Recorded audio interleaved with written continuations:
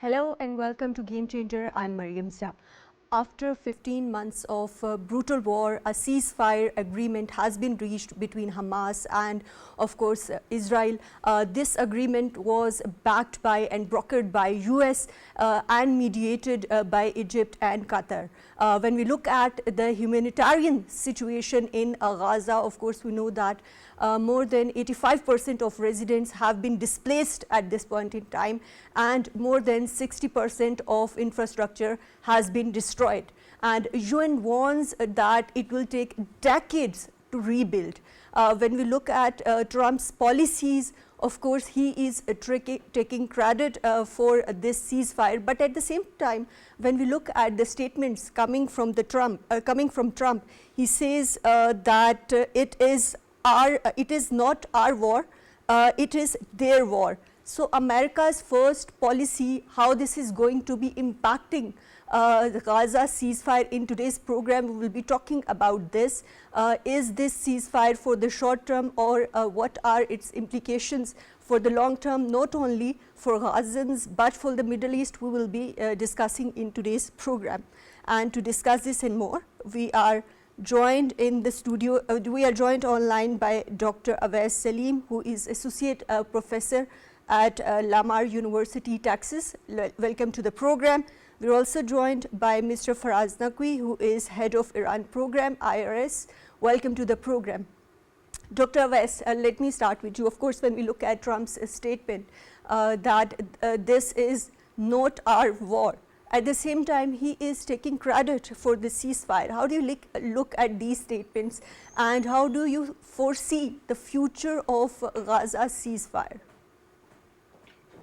Thank you for having me on your show. Well, as far as Trump's statement is concerned, he takes credit for things that he does and things that somebody else does because he thinks that he is perhaps the most mercurial person on earth. So don't take his statements on face value. The fact remains that when he was candidate Trump for his second term, his core support base was pro-Israel, and the team he has selected so far is pro-Israel, and that team doesn't really believe in the two-state solution. They think that whatever Israel is doing, they have a right to do so. Now, the ceasefire that has been achieved, it was based on a proposal that the Biden administration had put into place because towards the end of Biden administration's tenure, we had started seeing reporting in the US media, and there were murmurs within the Biden administration, particularly after Netanyahu came to US, addressed the session of Congress, that he had gone rogue and he was not really inclined towards a ceasefire. So there was increasing pressure on the US administration to broker something.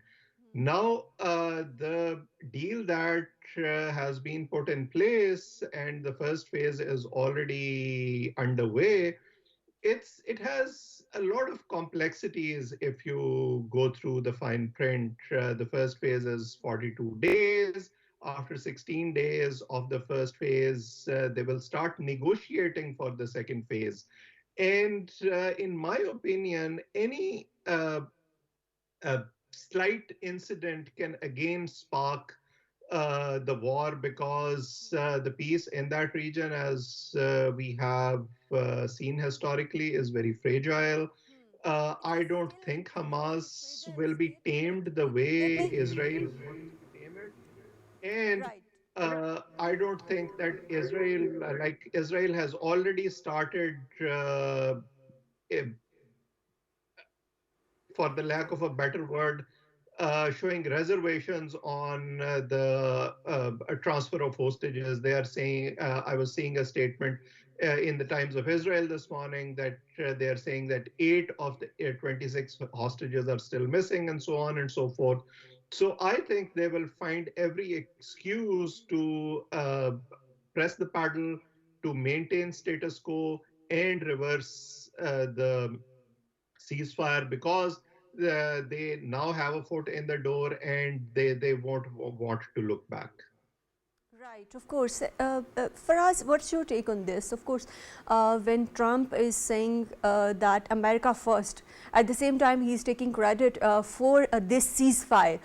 Do you think that this truce is going to be lasting, keeping in mind the fragile state that it is at this point in time, like Dr. Amir also alluded to?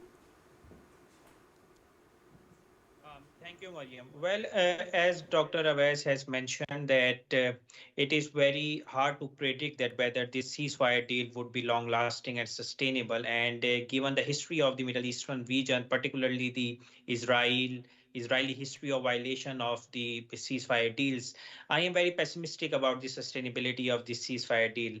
It is more of a hostage deal in my point of view, and Israel might find some excuse to reverse all that process.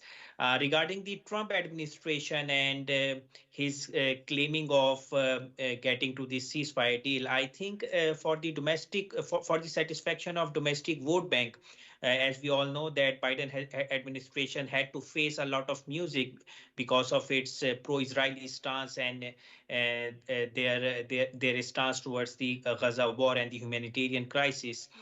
So I think the domestic vote banks prefer Trump in the presidential elections of the US, and to satisfy those Muslim domestic vote banks, I think it was essential for the Trump administration to come to some kind of compromise or conclusion for this Gaza ceasefire. But if anyone had thought or is thinking right now that this ceasefire deal would pave the way towards the two-state solution, I am not sure about that, and I'm not pretty much optimistic about that, because any sort of idea that this ceasefire deal would give some sort of relief to the Palestinian people in the form of their right of statehood, I don't think it is going to be materialized, because the previous presidency of Donald Trump, as far as the current composition of its cabinet and the governmental structure, testify that his pro-Israeli stance is pretty much evident and clear. And we have also seen and witnessed by the recent statement of Trump that he basically urged or pressurized the neighboring states, particularly Jordan and Egypt, to take the refugees or the Palestinians so that the Gaza could be occupied or truly dominated by the Israeli forces. So I think that given such stances and given this trend, I am not sure that this deal would be long lasting, and any sort of this incident could spark a next episode, something related to October 7. So I think that Right. the So first phase Faraz, of do the you deal think is. Trump is already distancing himself from this conflict? Although he promised while campaigning that he is going to be, of course, completely shutting off all the conflicts in the world, including Ukraine war and, of course, this Middle East conflict. Well, Mariam, Trump is not famous for its insights and his long lasting strategies. He's a person who believes on his whims. And when he said that he's going to resolve all the conflict, it doesn't mean that he's basically focusing upon the post war era as well.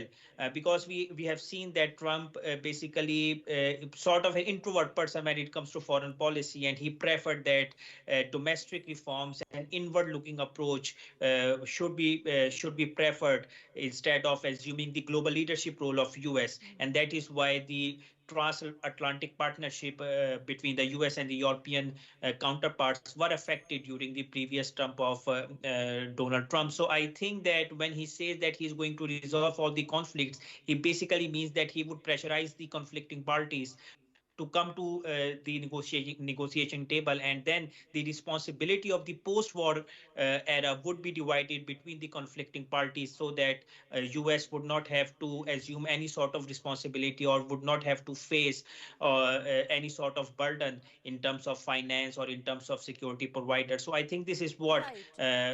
the true meaning of Trump post-war Right. conflicts means. Right, of course, Faraz, you are alluding to the day after or the rebuilding phase. But when we look at the recent statements of Trump, of course, Dr. Awais, he has talked about relocating Palestinians to Egypt as well as Jordan, which has been rejected by both the countries. How do you view these proposals in view of larger Trump's policies and also in the context of Nakba of 1948 and 67? Well, these proposals are wishful, and I don't think to start with, the Palestinians will not agree to it. They want to return to their land. And that's what they have fought for all these years. Also, the relocation and rebuilding aspect, particularly that Faraz was mentioning, is very important. And I think that's at the heart of what the Trump administration wants to do, because the economic recovery in the US is connected directly to the expense on war in Ukraine and in Israel. And if the Trump administration needs to revive that, there are two ways they can do that. One, to cut down these expenses, to stop the dollars and arms that are flowing to Ukraine and Israel. That will save a multi-billion dollars. Also, the rebuilding phase is something that the backers of Trump administration are very interested in, and they think that they not only they can make money, but the US companies can flourish in that process as well. In fact, the envoy that Trump chose for Israel is the father of his son-in-law, Jared Kushner, and they have a direct stake in the settlement process as well as the reconstruction process. They are in that business. So I think those are the undercurrents that are kind of pushing Trump to move in that direction. But uh, whatever happens will be short of the two-state solution, and they will do whatever they can to keep Israel in the edge and give them the lead in that conflict. Right, right. And Faraz, what's your take on this about Trump's proposal of relocating Palestinians to Egypt and Jordan, which has already been rejected not only by both the countries but by Arab League as well? Do you think this is a kind of ethnic cleansing? And also, how do you view its impact on US's push on establishing Israel's ties with Saudi Arabia?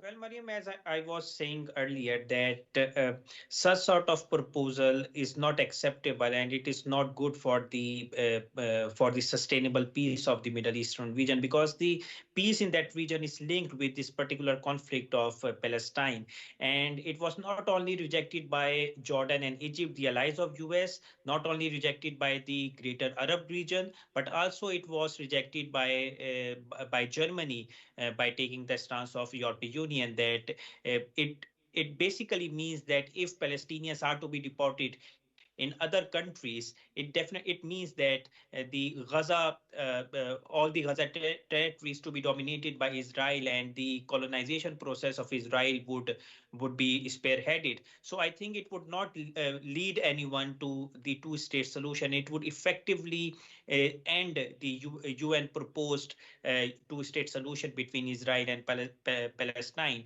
And I believe that if it is to be happen, I think the ceasefire deal would not be sustainable, and it might face the reaction or sort of a militant reaction from Hamas and Palestine Islamic Jihad. Because let us not forget that only the first phase of the ceasefire deal has been implemented is being implemented, and the while the second and the third phase are still in limbo, and their prospects are to be decided during the first phase. So if such sort of statements are coming out from the US administration and backed by Israel or other parties, I think that it would put the entire process of ceasefire into jeopardy. And I think that once the hostages, some partial exchange of hostages would be materialized, And if the Israeli forces would not withdraw from the Gaza territory, I think that we might not see the second or the third phase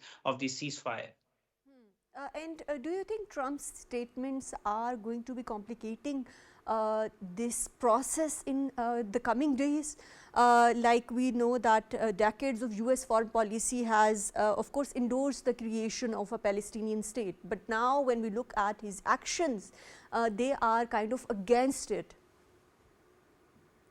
Well, Mariam, if we see specifically during the past 8 years of US policy towards this particular conflict, we have seen that during the previous presidency of Trump, he effectively moved and acknowledged the Jerusalem as the capital of Israel. And it basically put a harsh blow to the Palestinian cause. And that is why, to overcome or to compensate that thing, he basically started the process of Abraham Accord to normalize Israel or Israeli status into the wider Arab region. But October 7th attacks of Hamas basically just overturned all the normalization process of Israel.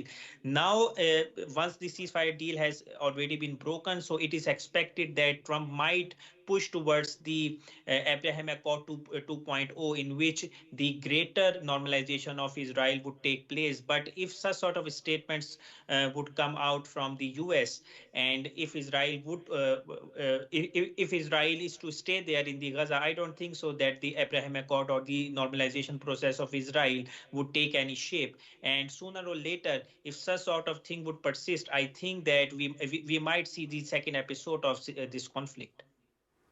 Right. And Dr. Awais, when we talk about Israeli Prime Minister Netanyahu, of course, we know that he resisted this ceasefire for the longest time. Do you think this is his ties or his the pressure that Trump exerted on him, or it was the domestic pressure that led him towards the ceasefire, or do you think that this ceasefire is not going to be lasting, keeping in mind the local or the right-wing pressure right now at Netanyahu? Well, it was a bit of both because even the allies of Israel, including United States, had started feeling that the situation had become untenable because in those 15 months of war, almost 50,000 Palestinians were killed. Thousands of them were children. Also, almost 60 to 70% of the buildings were destroyed. So it had started to mirror a human catastrophe, and Israel was using that opportunity to, as you very rightly pointed out, to do a genocide of Palestinians. So the situation had become untenable and something had to give. Also, like I mentioned earlier, that the realization in the US had started increasing that Netanyahu was using this as an opportunity to gain political clout in Israel and extend his tenure and to delay the inevitable, which would have been the case had he gone to elections because his tenure was over. So all these things kind of snowballed into what Netanyahu did, and it couldn't last for more than it did. Even 15 months was too long for this human catastrophe to extend, and it shouldn't have come to this. But here we are, and we saw how the world has different Right. standards when it comes to human rights. But this is the situation now, but I don't think that Netanyahu will easily give in even at this stage. Right. Like you rightly pointed out, Dr. West, that of course Netanyahu has been facing political challenges at home. Do you think that these challenges are going to be aligning with Trump's peace agenda in the coming days, or vice versa? Well, you see, Trump's peace agenda has, as I mentioned earlier, it gives the leading position in this conflict to Israel. It wants Hamas to be tamed. It wants Hamas to end its activities. You saw, even after getting re-elected as president, he was very categorical in his statements that Hamas will have to face consequences if they don't return the prisoners, and those consequences will be of the magnitude that nobody has seen before that. So he is siding with Israel in this so-called peace process. I don't think that, and that's why it is fragile, because if the peace means that Israel can do whatever they want and there will be no resistance from the Palestinians or Hamas, I don't think it will be very long lasting. Right, right. And for us now, let's talk about Trump's other proposal where he said that let's move these Palestinians, these displaced Palestinians to Jordan and Egypt. Of course, both countries have rejected this proposal. What about the displacement of these Palestinians? Of course, the infrastructure within Gaza and the surrounding territories has been destroyed. What about the day after now? And what is the role of regional actors? Well, Mariam, as per the estimates, at least 70 to 80 years are required to overcome the economic catastrophe and humanitarian, to address the humanitarian issues there, to rebuild the infrastructure in terms of hospital, in terms of educational institutes, energy infrastructure, and all that. And there are approximately more than 50 tons of 50,000 tons of rubbles right now scattered across the Gaza territory. So I think it would take a huge amount and a huge effort for the entire international community to rebuild Gaza. It would not be a smooth process. Yes, there is a sigh of relief for the civilians in the Gaza territory because the bombardment has finally been over for a time being at least. To push them towards their normal lives, I think that would be very difficult, and it would take the entire generational efforts to rebuild all those efforts that have been previously intact before the October 7 attacks. And I think the role of regional players in this regard would be quite crucial, specifically from the Gulf states and the Arab states. We know that some of the Gulf states are capable of contributing towards the post-war reconstruction efforts in Gaza. Also, the international community should have to play its role, particularly the European Union and the UN humanitarian efforts. But we have also seen that there are talks that US might withdraw its funding from WHO, which would not be a good sign for the Gaza for the rebuilding process of Gaza. And I think there is a catch that on the one side, the US administration has been talking about the peace process, but on the other side, it is effectively doing or trying to do such efforts which would undermine those processes and would undermine the livelihoods and the lives of the civilians people there, which would again be dependent upon the Israeli mercy, if the corridors would be open or not, if the aid would be transferred to the local civilians or not. So I think the dilemma exists, and there is a paradox, unfortunately. So I am not so much Right. hopeful about all this process. Right, right. And of course, you rightly pointed out that, of course, Trump has issued executive orders for withdrawing from WHO, and also it has defunded UNRWA. But in your view, what are some of the things that are going to be derailing this peace process moving forward?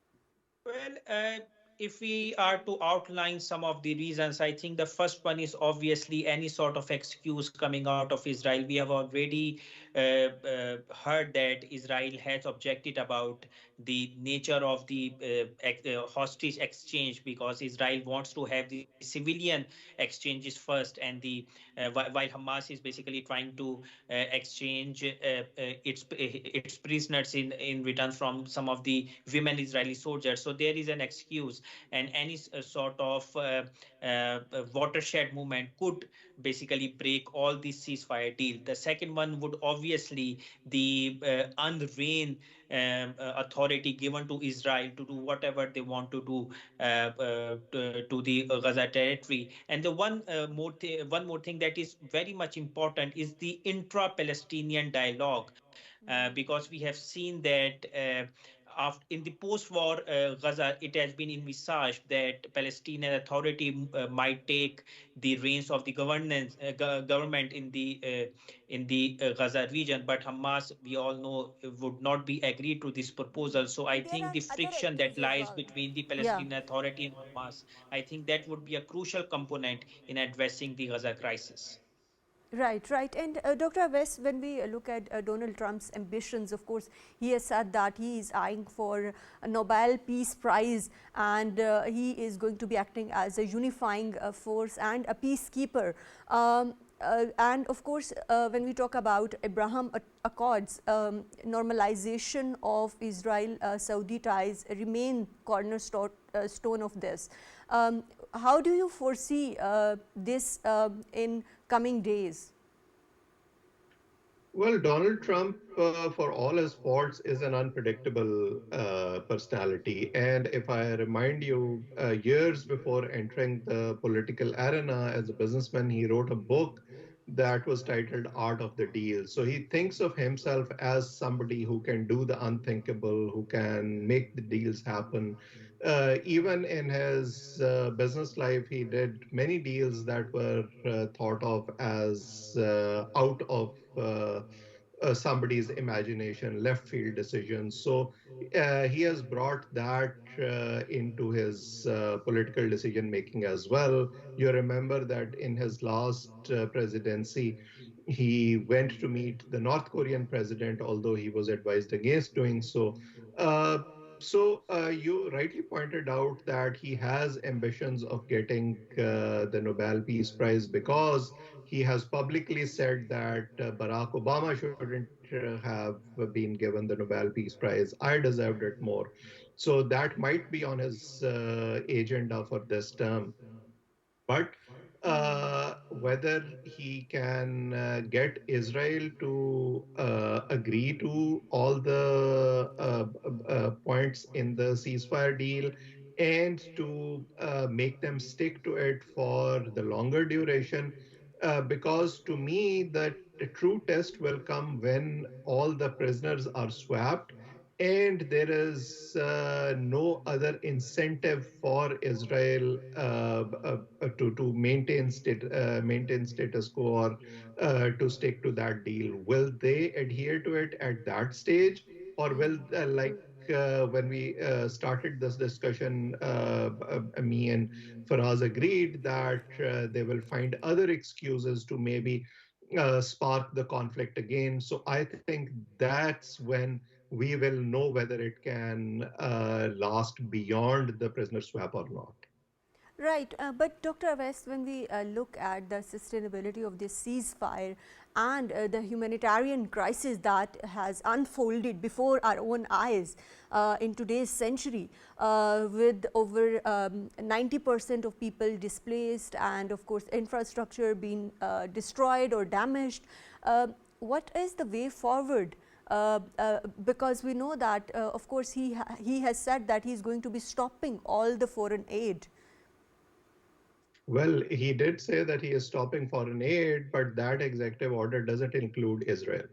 Uh, so Israel is like the favorite child of United States and its closest ally. What about Palestine and, of course, the day after the rebuilding?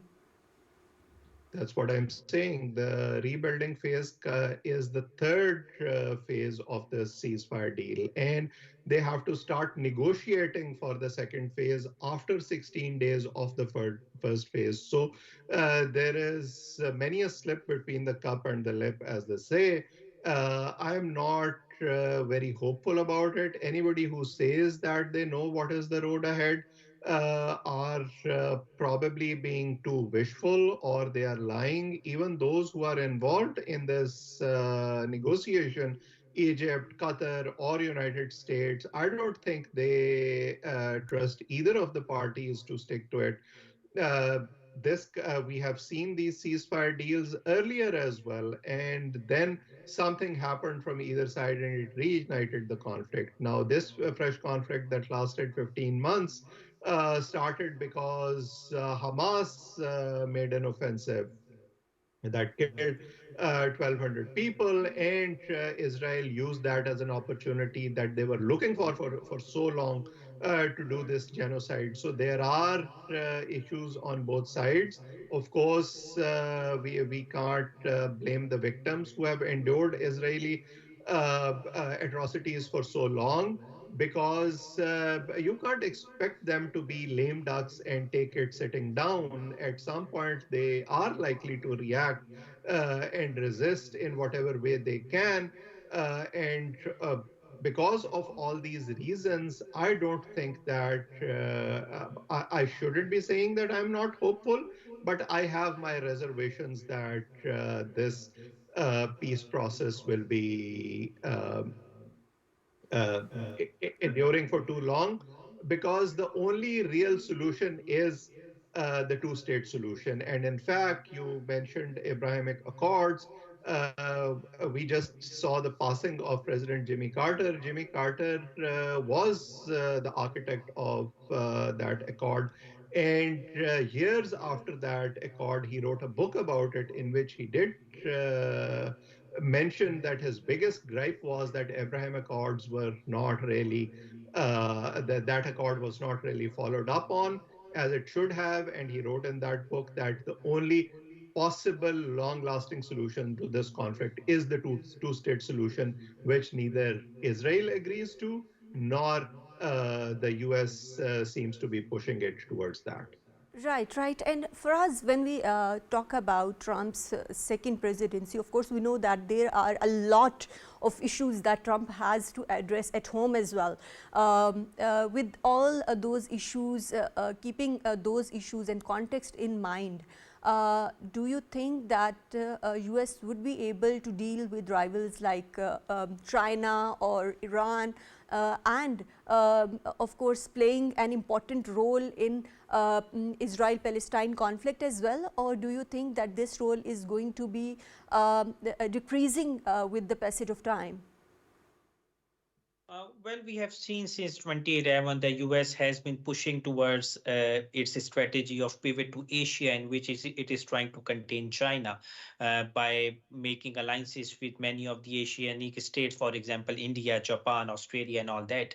And in recent times, he has seen that a slight push has been going on there between the Iran and the US in basically returning to the negotiating table about some sort of negotiations, at least if not the nuclear deal. So I think that to focus on these issues, negotiating with China in terms of trade, negotiating with Russia in concluding the Ukraine war, and negotiating with Iran in finding some sort of solution of the nuclear deal, JCPOA, and weighing down its missiles program. I think there is a need and a determination on the behalf of the US to focus on these particular matters and leave the rebuilding process and the post-war process of Gaza towards the regional actors. But one thing that should not be overlooked is that this Gaza war is directly linked to the wider Middle Eastern conflict, in which Iran is there, in which Turkey, for example, is there, and the non-state actors, for example, Hezbollah, the Iraqi militias, Houthis of Yemen are present, and combined they form Iran-led axis of resistance. So I think that given these circumstances, any push to dismantle Hamas or Palestine Islamic Jihad would basically invoke the wider reaction from these group of axis of resistance, and I think it would elongate the conflict for to much more years. And I think once if that is to be materialized, then we might see a serious conflict formation in which multiple parties would be involved at the state level, non-state level, as well as the external level. So I think the US has to mitigate quite cautiously in dealing with all these situations, given the conflict prone nature of this particular region. Right. And Dr. Awais, what's your take on this? Because Trump also stated that Arab nations must step up to ensure peace in Gaza. Do you think this signals a shift in US withdrawing from a traditional role when we talk about its role in Middle East or in Israel-Palestine conflict? Well, it will not withdraw, but the nature of engagement will probably change. The way Trump does diplomacy is very direct, very aggressive, and he tends to push the parties in a corner, and then he tries to negotiate from them with them from a position of strength. So uh, we'll see what comes out of this fresh round of statements, what he has in mind. The if the Arab nations have to salvage something out of this situation, they have to show some unity. And that's where they falter. And the US or Israel or the bloc that these countries are in, they then tend to dominate the negotiations. So, well, at this stage, I think predicting anything will be premature.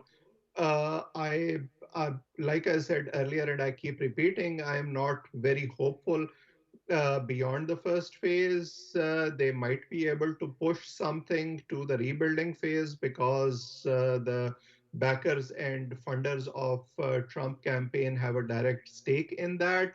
But even in doing so, they will have to push Israel to keep the ceasefire, and will it agree to let the Palestinians settle in their areas during that phase? Again, I have my apprehensions about that. Right, right. And Dr. Awais, when we talk about these huge displacements within Gaza and displacements of Palestinians, we know that Trump's administration previously defunded UNRWA that deals with these refugees. Do you think this, at this point in time, it is going to be working with UNRWA or providing some kind of aid to UNRWA? Well, the first phase includes allowing foreign aid workers and aid trucks into Israel. We'll first have to see if that happens, because the Trump administration is very clear that they will step back when it comes to providing aid to other countries. They want other countries to take the major burden before they can contribute or provide their share. So I think as far as that part is concerned, they will be looking towards other countries, particularly regional Muslim countries, how they act before US does something. Right, right. And Faraz, like we discussed earlier as well, that Trump proposed a regional burden sharing, of course, a proposal or model for addressing Palestine's issue. How feasible, in your opinion, is this, and how this is going to be looking like in coming days or, of course, weeks? Well, Mariam, from the regional perspective, we have to realize that there are different perceptions. If we are to talk about the Arab regions, they are of the view of two-state solution, and they find Hamas an irritant in their policy of normalizing with Israel because it would entail many technological advantages as well as economic benefits, and that would align with the diversification of their economies to their 2030 vision or 2035 vision of Saudi Arabia and UAE respectively. So from the Arab perspective, they want the two-state solution in which there would be an independent state of Palestine and there would be a much more normalized status of Israel in the region. From the other perspective, for example, from the Iranian perspective, Iran is not of the opinion of having two-state solution. They do not consider Israel as a legitimate state or legitimate actor in the region. So they are of the view that all the territory should have been renamed as the Palestinian Authority. In fact, they label Israel as the occupied territories, not the Israeli territory. And from the Palestinian perspective itself, again, there are two perspectives. From the Palestinian Authority perspective, they want to have some sort of share in both the West Bank and Gaza, while from the Hamas or Palestine Islamic Jihad perspective, they want to have some sort of power sharing model between Palestinian Authority. So, given the Arab conflict or the division within the Palestinian groups as well as the regional Arab countries, I think this is where the problem lies, because if there is no unified version within the Palestinians, I don't think that this conflict would find its ultimate end in a peaceful manner. Mhm. And Dr. Awais, of course, we know that Trump's policy heavily relies on his relations with Israel, with, of course, missing ties with Palestinian leadership. Do you think this ensures, of course, the ceasefire that is going to be lasting in the region? Well, the Arab American diaspora in the US rallied behind Donald Trump. They funded his campaign. They tried to lobby with him for bringing peace to the region and to end this conflict. Their single point agenda was that Trump should play a role in pacifying Israel and maybe bringing some relief for the Palestinians. Trump is taking credit for that. We'll have to see how much of that lobbying is put into effect in the next phases of this ceasefire deal, although he is taking credit, whether he steps back from that position or they are able to, he and his allies are agree to what the diaspora is saying, what the Muslim world is saying, what the humanitarian organization all over the world are saying. The chances are slim, but there are always reasons to be hopeful. Right. And for us, your last comments on this ceasefire under Trump's presidency.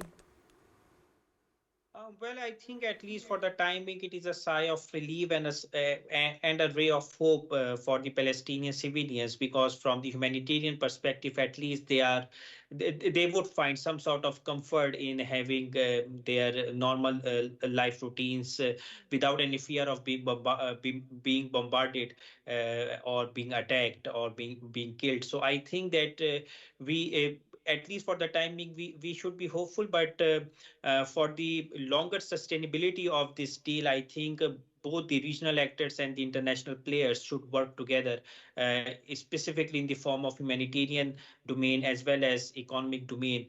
And one more thing, to basically to pacify, as Dr. Awais has mentioned, to pacify Israel and Netanyahu in this regard, so that their domestic features would not impact the Netanyahu war mentality. So I think it is quite crucial to pacify Israel and Netanyahu in the domestic arena. Right. Thank you very much, Mr. Faraz Naqvi, for joining us in today's program. Thank you very much, Dr. Awais Saleem, for joining us in today's program and for your valuable input. That's all from Game Changer tonight. Thank you for joining.